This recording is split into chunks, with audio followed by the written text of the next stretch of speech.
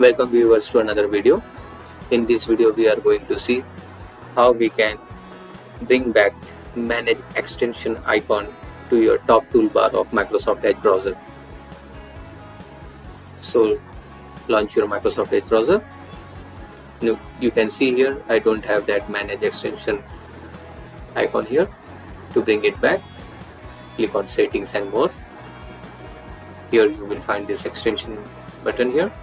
Right click and then click on show in toolbar, and now you are able to manage your extension directly from the toolbar of your Microsoft Edge browser.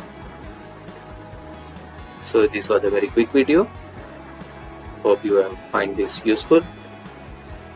Thanks for watching and see you in my next video.